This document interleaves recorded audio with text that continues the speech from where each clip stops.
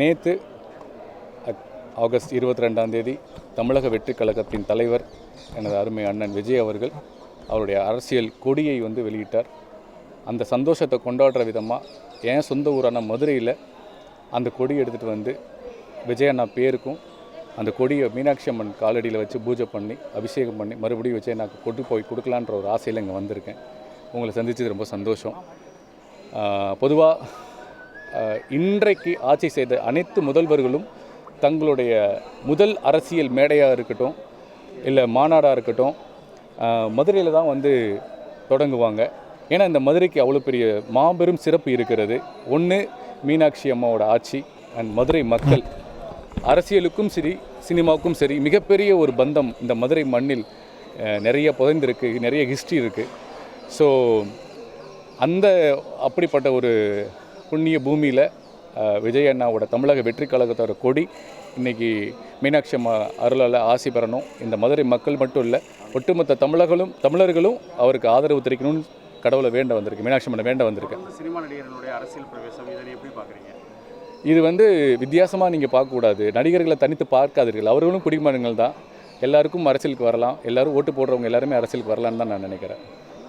நடிகர் சூரியோட படம் இன்னைக்கு வெளியாகுது, அதை எப்படி பார்க்குறீங்க? தொடர்ந்து ஒரு நகைச்சுவை நடிகராக இருந்து இப்போ வர்றாரு. என்னுடைய கூட பிறக்காத அண்ணன், நானும் ஒரு 10 படம் பண்ணியிருக்கோம்.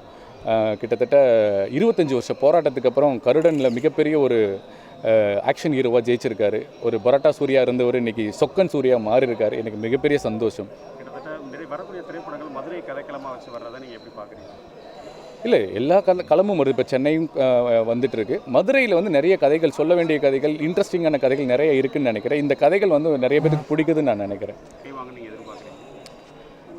இந்த சமுதாயம் நல்லா இருக்கணும், இந்த மக்கள் எல்லா வசதிகளையும் எல்லா கஷ்டங்களும் இல்லாமல் வாழணும் அப்படின்னு நினைக்கிறவங்க எல்லாருமே டிவிக்கில் இணைவாங்கன்னு நான் நினைக்கிறேன். பொதுவான கருத்து இருக்குது.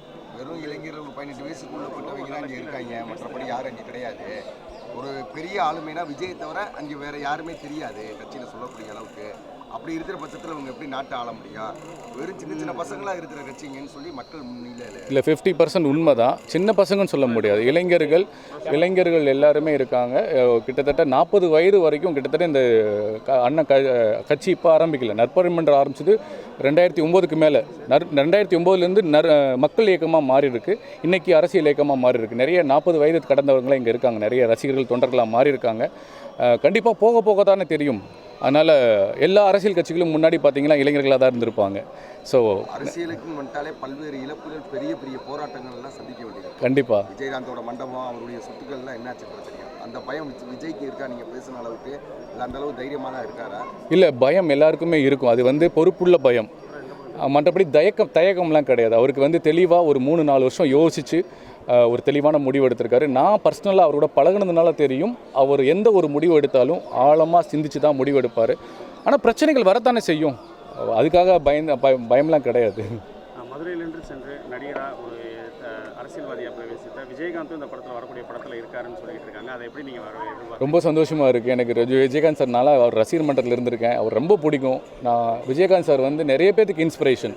இன்றைக்கி தமிழ்நாட்டில் ஏகப்பட்ட போலீஸ் ஆஃபீஸர் இருக்காங்க, நிறைய பேர் சமுதாய பணியில் இருக்காங்கன்னா அவருடைய படங்கள் பார்த்து தான் அப்படி ஆயிருக்கும். ஸோ அவர் விஜய் அண்ணா படத்தில் இருக்கிறது எங்களுக்கு பெரிய சந்தோஷம். செந்தூர பாண்டியை மறுபடியும் நாங்கள் ரீகலெக்ட் பண்ணுறோம். இது அரசியல், அது வருத்தம் தான். மதுரை கிடைக்காம போயிருக்கு. ஒரு சம்பிரதாயம் சொல்றாங்க மதுரையை, அது கிடைக்காம உங்களுக்கு போயிருக்கு. நீங்களே சொன்னீங்கல்ல, நிறைய துன்பங்கள், போராட்டங்கள், தடங்கள் எல்லாமே வரும்.